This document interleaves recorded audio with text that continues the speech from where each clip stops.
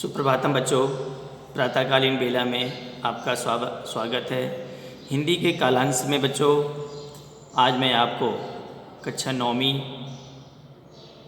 की हिंदी व्याकरण के अंतर्गत जो प्रेजेंट में यानी इस समय जो आपको वीडियो सेंड किए जा रहे हैं या लिखित कार्य जो आपको भेजा जा रहा है वो एक तरह से रिवीजन कार्य है।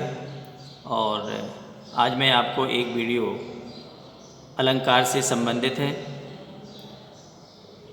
और इसके 2 वीडियो पहले भी प्रेषित कर चुके हैं। 2-3 वीडियो अर्चना मैम प्रेषित कर चुकी हैं।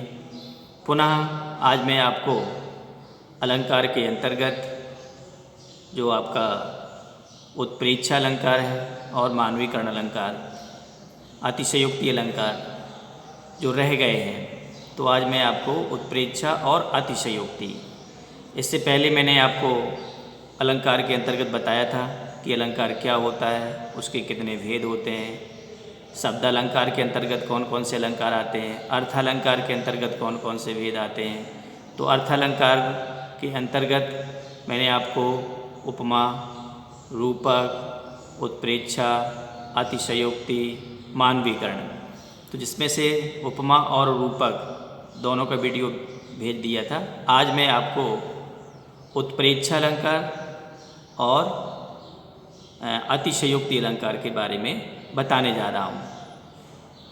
ध्यानपूर्वक सुनेंगे तो बच्चों, उत्प्रेक्षा अलंकार, उत्प्रेक्षा का अर्थ होता है बच्चों कि किसी वस्तु का संभावित रूप की अपेक्षा करना। किसी उत्प्रेक्षा का क्या अर्थ हुआ बच्चों? किसी वस्तु की अपेक्षित रूप से संभावना करना, संभावना व्यक्त करना कि यह वस्तु ऐसी है तो इसी जैसी दूसरी वस्तु, तो संभावना व्यक्त की जाती है। क्या व्यक्त की जाती है? संभावना। तो वहाँ पर उत्प्रेक्षा अलंकार होता है।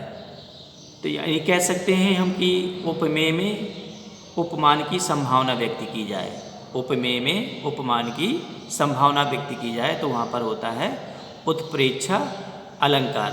और बच्चों, इसमें जो वाचक शब्द आते हैं, जनु जानो, मनु मानो, ऐसे वाचक शब्दों का प्रयोग किया जाता है। एक उदाहरण के माध्यम से आप समझेंगे कि सोहत ओढ़े पीतपट, श्याम सलोने गात, मनोनील मणि शैल पर आतप पर्यो प्रभात। एक उदाहरण है। माता यशोदा जी श्री कृष्ण जी को आंगन में सुला दिया है। तो प्रातःकाल जो सूर्य का प्रकाश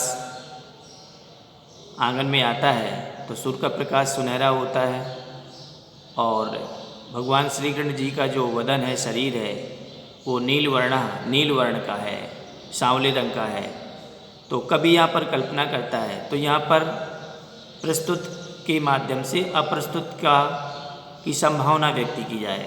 तो यहाँ पर भगवान श्री कृष्ण जी के शरीर पर जब सूर्य का प्रकाश पड़ता है तो उसी प्रकार से यह दृश्य एक तरह से उत्पन्न होता है, जैसे नीलमणि पर्वत पर प्रातःकाल सूर्य का जब प्रकाश पड़ता है तो जो दृश्य दिखाई देता है, जो सुंदर दृश्य दिखाई देता है, शोभायमान होता है, वही दृश्य की कल्पना कभी यहाँ भगवान श्री कृष्ण के शरीर पर सूर्य के प्रकाश, प्रातःकालीन सूर्य के प्रकाश का वर्णन किया गया है। तो यहाँ पर प्रस्तुत क्या है बच्चों? प्रस्तुत है श्री कृष्ण जी, और अप्रस्तुत क्या है? जो नीलमणि, यानी कैसे नीलांचल जो पर्वत है उसका जो अप्रस्तुत है, हमारे पास नहीं है, उसकी संभावना यहाँ पर व्यक्त की गई है। तो इस प्रकार से यहाँ पर क्या हो जाएगा? आपका उत्प्रेक्षा अलंकार। मनोनीलमण, और वाचक शब्द इसमें क्या आ गए? मनोनीलमण। मान लीजिए, मानो ऐसा लग रहा है कि जैसे नीलमणि पर्वत पर प्रातःकाल सूर्य का प्रकाश पड़ता है, उसी प्रकार से यह दृश्य शोभायमान होता है। दूसरा उदाहरण भी समझेंगे उत्प्रेक्षा अलंकार का।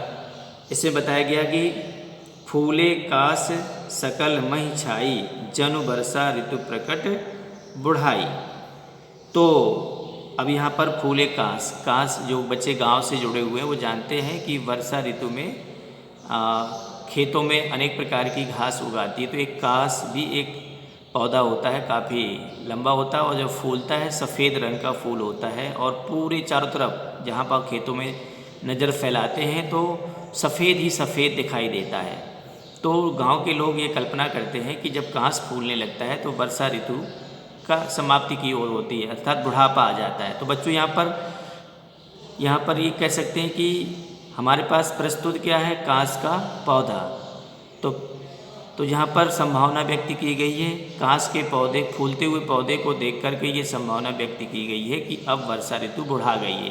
तो इसमें जो लिखा, फूले कांस सकल मई छाई और जनु वर्षा ऋतु प्रकट बुढ़ाई। जनु जानो, इसमें जनु ऐसा जान लीजिए कि वर्षा ऋतु का अंत आ गया है। तो यहाँ पर संभावना व्यक्त की गई है वर्षा ऋतु की समाप्त होने की। तो इस प्रकार से यहाँ से प्रस्तुत के माध्यम से अप्रस्तुत की संभावना व्यक्त की गई है। कह सकते हैं कि उपमेय में उपमान की संभावना व्यक्त की गई है, इसलिए यहाँ पर बच्चों उत्प्रेक्षा अलंकार और हो जाएगा। और यहाँ पर जो वाचक शब्द है वो जनु, बताया था, जनु जानो मनु मानो, ऐसे वाचक शब्दों का प्रयोग किया जाता है। तो मुझे विश्वास है कि ये अलंकार आपको समझ में आ गया होगा। अगर नहीं समझ में आया है तो एक बार पुनः आप ठीक प्रकार से इसको समझेंगे अपनी पुस्तक से। दूसरा अलंकार आता है अतिशयोक्ति, इंग्लिश में बोलते हैं इसको हाइपरबोला, यानी किसी बात को इतना ज़्यादा बढ़ा चढ़ा करके कहा जाता है कि जब जो सुनता है तो निश्चित रूप से उसको लगता है अरे इतना बड़ा, इतना। तो अतिशयोक्ति जो वास्तविकता से कई गुना दूर होता है, तो ऐसी स्थिति में वहाँ पर अतिशयोक्ति अलंकार होता है। जैसे कि उदाहरण है कि हनुमान की पूँछ में लगन न पाई आग, सारी लंका जल गई, गए निशाचर पार भाग। तो बच्चों मानते हैं कि हनुमान जी ने लंका जलाई। अब लंका तो तभी जलेगी जब हनुमान जी की पूँछ में। तो इस पंक्ति में कहा गया कि हनुमान की पूँछ में लगन न पाई, जब आग ही नहीं लगी तो लंका कैसे जल गई। अर्थात किसी बात को, किसी की वीरता को, किसी के गुणों का बखान इतना ज़्यादा बढ़ा चढ़ा करके किया गया है जो वास्तविकता से हटकर होता है। तो इस प्रकार से आज के वीडियो में 2 अलंकार मैंने आपको समझाए, समझिए, इसका अभ्यास करिए। बहुत बहुत धन्यवाद।